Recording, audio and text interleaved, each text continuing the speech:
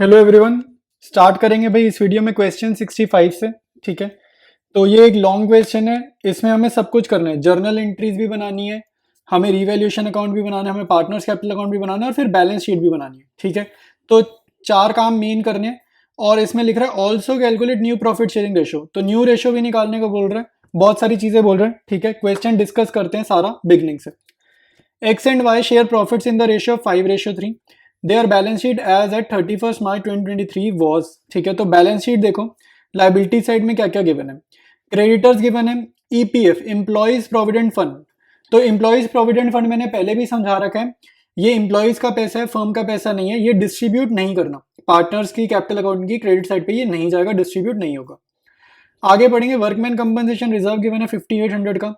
तो चेक करने हैं साथ साथ क्वेश्चन में कि हमें वर्कमैन कंपनसेशन रिजर्व तो गिवन है, तो साथ साथ में कोई लाइबिलिटी तो नहीं given workman related, workman compensation related, तो एक भी लाइबिलिटी नहीं गिवन। इसका मतलब ये रिजर्व पूरा का पूरा क्या होगा, डिस्ट्रीब्यूट हो जाएगा पार्टनर्स कैपिटल अकाउंट की क्रेडिट साइड में। ठीक है, लाइबिलिटी साइड डिस्कस कर लिया, अब एसेट्स पे आते हैं। एसेट्स में हम क्या ढूंढ रहे होते हैं, हम ढूंढ रहे होते हैं लॉसेस। तो यहाँ पे एक लॉस मेरे को दिख रहा है प्रॉफिट एंड लॉस अकाउंट का।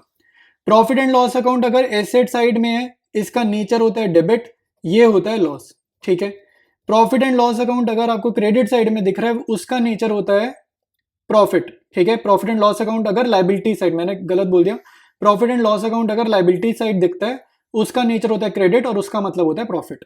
ठीक है, तो यहाँ पे पी एंड एल अकाउंट एक लॉस है, पार्टनर्स कैपिटल अकाउंट में जाएगा डेबिट साइड में। आगे बढ़ते हैं, admit Z into partnership with 1/8 share, तो न्यू पार्टनर का शेयर गिवन है। Z brings 20,000 as his capital and 12,000 for goodwill in cash। तो 20,000 की कैपिटल ला रहे हैं, 12,000 की गुडविल ला रहे हैं। ठीक है, तो गुडविल लिख दिया और कैपिटल का अमाउंट यहाँ पर गिवन है। Z acquires his share from X। देखो भाई, यहाँ पे सेक्रीफाइसिंग रेशो और ओल्ड रेशो सेम बिल्कुल मत ले लेना, क्योंकि इंफॉर्मेशन दे रहे हैं। इंफॉर्मेशन क्या दे रहे हैं, Z acquires his share from X, यानी कि सारा का सारा सेक्रीफाइस कौन कर रहा है, X कर रहे हैं। तो इसका मतलब जितना भी ये प्रीमियम ला रहा है, ये किसको मिलेगा, एक्स को मिलेगा, वाई को नहीं देना। वाई ने सेक्रीफाइस नहीं किया तो उसको प्रीमियम भी नहीं देंगे, एक्स ने सेक्रीफाइस किया, इसलिए सारे 12 पूरे 12,000 एक्स के अकाउंट में डाल देंगे।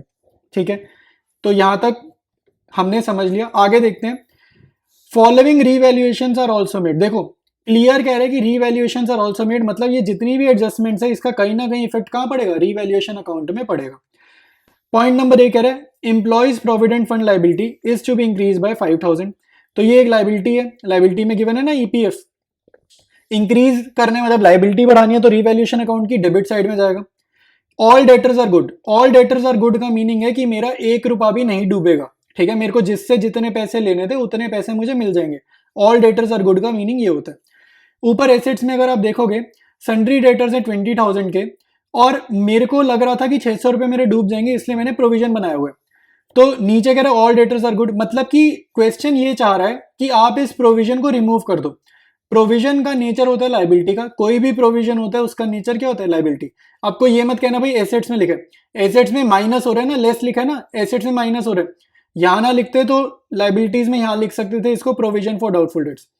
प्रोविजन का नेचर है लाइबिलिटी, लाइबिलिटी कम होना फायदा है, तो रिवैल्यूएशन की क्रेडिट साइड में जाएगा 600।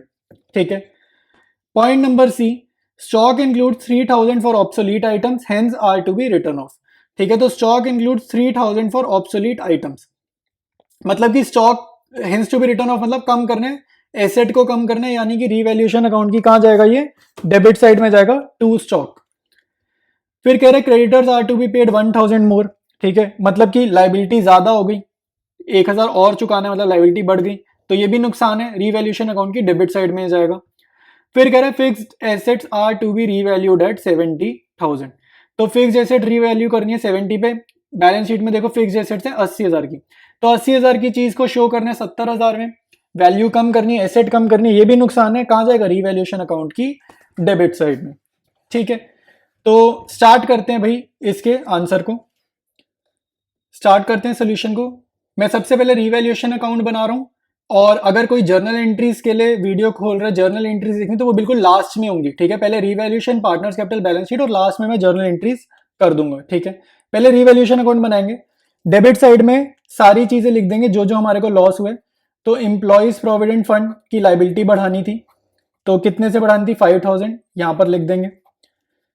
स्टॉक को राइट ऑफ करना था तो टू स्टॉक 3000 डेबिट में आएगा, सारे नुकसान है, ठीक है। टू क्रेडिटर्स, क्रेडिटर्स हमारे बढ़ गए हैं 1000 से, तो यहाँ पर डेबिट में आएगा, ये भी नुकसान है। Fixed assets, to fixed asset, ये इसकी वैल्यू कम करनी है 10,000 से, ये भी नुकसान है, तो यहाँ पर डेबिट में आएगा, ठीक है। प्रोविजन हमें खत्म करनी थी, लाइबिलिटी खत्म करनी थी, तो ये फायदा था, प्रोविजन फॉर डाउटफुल डेट्स, ये एक इकलौता फायदा है, इकलौती चीज है जो रिवैल्यूएशन की क्रेडिट साइड में आ रही है, ये थी 600, ठीक है। टोटल कर देंगे भाई, डेबिट साइड का टोटल ज्यादा आ रहा है तो इसका टोटल कर देंगे, ये टोटल आ रहा है 19,000। बड़ी वाली साइड का टोटल कॉपी करेंगे दूसरी साइड, और बैलेंसिंग फिगर आ रही है हमारी 18,400, ठीक है। ये लॉस है क्योंकि नुकसान ज्यादा हुआ ना, ये लॉस है, तो लॉसेस बांट देंगे ओल्ड पार्टनर्स में, एक्स वाई में, ओल्ड रेशियो में। ओल्ड रेशियो इनकी क्वेश्चन में गिवन है 5:3। 18,400 का लॉस डिस्ट्रीब्यूट करेंगे 5:3 में, ये कितना आएगा 11,500 और 6,900, ठीक है। तो रिवैल्यूएशन अकाउंट कंप्लीट है। इसके बाद करेंगे हम partners capital account. Partners capital account में सबसे पहले हम लोग क्या करते हैं, पहला स्टेप क्या होता है जब भी पार्टनर्स कैपिटल अकाउंट बनाते हैं, बाय बैलेंस बीडी लिखेंगे, ठीक है। क्वेश्चन में जो बैलेंस शीट गिवन है उसमें से ओल्ड पार्टनर्स के कैपिटल बैलेंसेस को कॉपी करना है, ठीक है। फिर क्वेश्चन में जो बैलेंस शीट गिवन है वहां से आपने वर्कमैन कंपनसेशन रिजर्व इसको देखना है और इसको डिस्ट्रीब्यूट करना है ओल्ड रेशियो में, ठीक है। तो रिजर्व हमें कितना गिवन है 5800 का, 5800 का रिजर्व है, इसको कितने में बांटना है, कौन सी रेशियो में, 5:3 में। तो 5800 को 5:3 में डिस्ट्रीब्यूट करेंगे, एक्स को मिलेगा 3625, वाई को मिलेगा 2175, ठीक है। इसके बाद नेक्स्ट स्टेप है, जेड कितनी कैपिटल ला रहा है तो उसको कैसे लिखते हैं, बाय बैंक अकाउंट 20,000, ठीक है। फिर प्रीमियम लाएगा, प्रीमियम कितना लाया है न्यू पार्टनर जेड, प्रीमियम लाया है 12,000, पूरा का पूरा 12,000 एक्स को दे देंगे क्योंकि एक्स ने ही सैक्रिफाइस करके अपना शेयर जेड को दिया, वाई को कुछ नहीं देना प्रीमियम में, ठीक है। अब आ जाते हैं डेबिट साइड। डेबिट साइड सबसे पहले P&L अकाउंट लिखा है, क्वेश्चन में जो बैलेंस शीट गिवन है वहां पे P&L अकाउंट राइट ऑफ करेंगे ओल्ड रेशियो में, तो 1500 और 900, ठीक है। ओल्ड रेशियो कौन सी है 5:3 चल रही है ना, तो 5:3 लिखा। रीवैल्यूएशन अकाउंट में जो लॉस हुआ है उसको यहाँ पर ट्रांसफर करना है, ठीक है। तो यहाँ पे 11,500 6,900 का लॉस, ठीक है। कैपिटल अकाउंट का एक बेसिक चीज बता रहा हूँ, जितनी चीजें पार्टनर की कैपिटल को इंक्रीज करती है ना वो सारी चीजें हम देखो क्रेडिट साइड में लिखते हैं, जितनी भी चीजें पार्टनर्स की कैपिटल को बढ़ाती हैं इंक्रीज करती हैं क्रेडिट में, जो जो चीजें पार्टनर की कैपिटल को कम कर रही हैं डिक्रीज कर रही है वो सब चीजें क्या लिखते हैं डेबिट में। जैसे ये लॉस था P&L अकाउंट का, ये कम करेगा इन्वेस्टमेंट को, कैपिटल को कम करेगा डेबिट में। रिवैल्यूएशन का लॉस भी कैपिटल कम करेगा इसलिए डेबिट में, ठीक है। अब कुछ भी नहीं करना, क्वेश्चन हमारा हो चुका है, बैलेंस सीडी निकालेंगे। तो एक्स का टोटल, ठीक है, ये कितना आ रहा है 85,625, वाई के कॉलम का टोटल आ रहा है 33,175, और जेड में तो एक ही चीज लिखी है 20,000, ठीक है। टोटल करेंगे कॉपी डेबिट साइड में, ठीक है। टोटल कॉपी करते हैं 85,625, 33,175 और 20,000, ठीक है। टोटल कॉपी कर लिया। अब लास्ट स्टेप क्या है, पार्टनर्स कैपिटल अकाउंट कंप्लीट करेंगे, बैलेंस सीडी निकालते हैं, ठीक है। ये क्या है हमारे क्वेश्चन की बैलेंसिंग फिगर होती है, ठीक है। तो 85,625 में से माइनस कर देंगे इन दोनों को, ये आ जाएगा 72,625। 33,175 में से माइनस कर देंगे इन दोनों को, ठीक है, 900 और 6,900 को, हमारा आंसर आएगा 25,375। जेड में कुछ लिखा ही नहीं है तो डायरेक्टली 20,000 यहाँ कॉपी कर देंगे, ठीक है। पार्टनर्स कैपिटल अकाउंट हमारा कंप्लीट है, ठीक है। तो अब चलते हैं सीधा बैलेंस शीट बनाने। बैलेंस शीट ड्रॉ करेंगे, डेट डालनी है April 1, 2023, जिस दिन न्यू पार्टनर ने फर्म को ज्वाइन किया, ठीक है। सबसे पहले लाइबिलिटी साइड बनानी शुरू करनी है, हमेशा हर क्वेश्चन में लाइबिलिटी साइड बनाएंगे। क्रेडिटर्स लिखेंगे 15,000, पुरानी बैलेंस शीट के 1,000 रिवैल्यूएशन अकाउंट में देखकर बढ़ गए तो 16,000 आ गए क्रेडिटर्स, ठीक है। एम्प्लॉइज प्रोविडेंट फंड, ठीक है, एम्प्लॉइज प्रोविडेंट फंड की लाइबिलिटी भी बढ़ानी थी ना, पुरानी बैलेंस शीट में गिवन है 10,000, 5,000 से इंक्रीज करनी है रिवैल्यूएशन अकाउंट में देखकर देख लिया, ठीक है। तो 15,000 आ गया लाइबिलिटीज एम्प्लॉइज प्रोविडेंट फंड का। फिर लिखने हैं कैपिटल बैलेंसेस, कैपिटल अकाउंट के बैलेंसेस लिख लो, एक्स का, वाई का और जेड का, ठीक है, सीधा यहाँ अमाउंट के कॉलम में लिख लो। तो ये वो वैल्यूज लिखने हैं जो पार्टनर्स कैपिटल अकाउंट का आंसर आता है ना, वो यहाँ पर कॉपी करना है। ठीक है,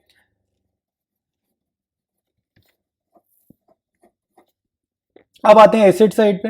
एसेट्स में आप लिखोगे बैंक। पुराना बैलेंस हमें क्वेश्चन में बैंक का गिवन है 5000, ऐड करेंगे 20,000 उसकी न्यू पार्टनर की कैपिटल और 12,000 न्यू पार्टनर का प्रीमियम। ठीक है, इसका टोटल आ रहा है 37,000। ठीक है, तो ये हमने कर दिया बैंक का। इसके बाद लिखेंगे सन्ड्री डेटर्स। सन्ड्री डेटर्स में से उसने प्रोविजन हटाने को बोला है ना, तो पूरे 20,000 हो जाएंगे, प्रोविजन माइनस नहीं करनी। फिर लिखेंगे स्टॉक। स्टॉक उसने बोला था 25,000 में से राइट ऑफ करो 3,000 का, मतलब कम करो, तो अब कितना हो गया स्टॉक, 22,000 का रह गया। फिर लिखनी है फिक्स एसेट्स। फिक्स एसेट्स से रिलेटेड भी रिवैल्यूएशन अकाउंट में कह रहा है कि 10,000 से कम करो, तो 80,000 की थी, 10,000 से कम करी, कितनी आ गई, 70,000 हो गई। अब टोटल कर दो, पहले हमेशा लाइबिलिटी साइड का टोटल करो, फिर एसेट साइड का टोटल करो। टोटल हमारा टैली करना ही करना है, ठीक है, क्योंकि क्वेश्चन बिल्कुल सही सॉल्व करा हमने। तो लाइबिलिटी साइड का टोटल आ रहा है 1,49,000, एसेट साइड का टोटल भी सेम आ रहा है 1,49,000। और अब हमारा क्वेश्चन वैसे हो चुका है, बट जर्नल एंट्री वाला पार्ट रह गया, तो अब इसके बाद हम करेंगे journal entries. Journal entry start करेंगे भाई। सबसे पहले लिख देंगे bank account debited, new partner जितनी कैपिटल ला रहा है और जितना प्रीमियम ला रहा है। ठीक है, तो फर्स्ट एंट्री तो यही रहेगी, 20,000 उसकी कैपिटल है, 12,000 प्रीमियम है, टोटल वो कैश कितना ला रहा है, 32,000 ला रहा है। ठीक है, इसके बाद इस प्रीमियम को करना है डिस्ट्रीब्यूट, तो प्रीमियम होगा डेबिट, और उस पार्टनर को जो सैक्रिफाइस कर रहा है, क्वेश्चन में सैक्रिफाइस सिर्फ एक ही पार्टनर कर रहा है जो कि है एक्स, तो सारा का सारा प्रीमियम किसको ट्रांसफर कर देंगे, एक्स के कैपिटल अकाउंट में ट्रांसफर कर देंगे। ठीक है, नेक्स्ट जर्नल एंट्री क्या होगी भाई, वर्कमैन कंपनसेशन रिजर्व डिस्ट्रीब्यूट करेंगे। Workman compensation reserve debited 2x2y, old ratio में बांटना है 5:3, 5800 का रिजर्व था, अमाउंट यहां पर लिख देंगे, और पार्टनर कैपिटल अकाउंट क्रेडिट हो रहा है। ठीक है, क्योंकि रिजर्व से इनका कैपिटल बढ़ेगा। ठीक है, इसके बाद करेंगे नेक्स्ट जर्नल।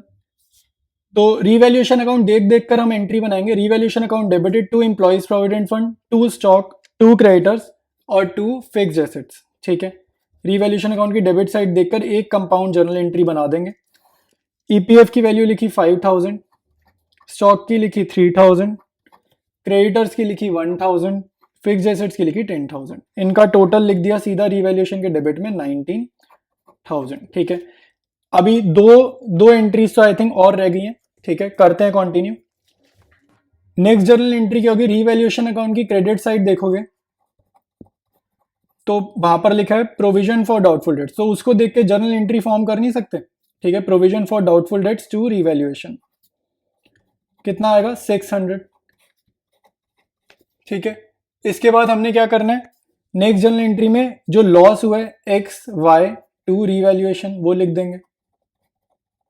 ठीक है, लॉस की एंट्री भी तो बनानी है। जितनी जर्नल एंट्रीज हमने, मतलब जितनी पोस्टिंग कर चुके हैं ना अकाउंट्स में, उनमें जो जो जर्नल एंट्री यूज हुई थी वो लिख रहे हैं। तो अगर आपको अकाउंट में से देख देख कर जर्नल बनानी आती है तो भी काम चल जाएगा। ठीक है, तो अमाउंट्स कॉपी करा, लॉस के अमाउंट लिखा 11,500, 6,900 और क्रेडिट में टोटल लिखा 18,400। ठीक है, इसके बाद हमारी लास्ट जर्नल एंट्री है इस क्वेश्चन की, जो P&L अकाउंट हमने लॉस की फॉर्म में बैलेंस शीट में देखा था ना, तो उससे भी पार्टनर के कैपिटल अकाउंट रिड्यूस हुए, तो उसकी भी पोस्टिंग करनी है। ये इनके कैपिटल अकाउंट है। ठीक है, पार्टनर्स कैपिटल अकाउंट से देख देख कर भी आप आराम से जर्नल एंट्रीज लिख सकते हो। ठीक है, तो ये हमारी लास्ट जर्नल एंट्री थी। सभी क्वेश्चन की जो जर्नल एंट्रीज की डेट है वो डेट क्या है, 2023 अप्रैल 1। ठीक है, यहाँ पे मैं नंबरिंग लिख रहा हूँ, आप डेट्स का कॉलम बनाओगे, प्रॉपर फॉर्मेट यूज करोगे, डेट क्या लिखोगे, अप्रैल 1, 2023 सभी जर्नल एंट्रीज में। ठीक है, तो अब हमारा क्वेश्चन कंप्लीट है, और इसमें मैंने ना न्यू रेशो नहीं निकाल के दी है, न्यू रेशो मैंने तुम्हारे लिए छोड़ी है। न्यू रेशो अगर निकालनी नहीं आ रही ना अभी भी, तो भाई स्टार्टिंग के जो क्वेश्चन है ना, पहले 18 या 17 क्वेश्चन है जिसमें कैलकुलेशन ऑफ न्यू रेशो है, वो करो। ठीक है, उनको सॉल्व करो, फिर इस क्वेश्चन की न्यू रेशो निकालना। न्यू रेशो निकालनी आनी चाहिए, और ये मैंने तुम्हारे लिए छोड़ी है, मैंने नहीं निकाली है। ठीक है, तो क्वेश्चन हमारा कंप्लीट है।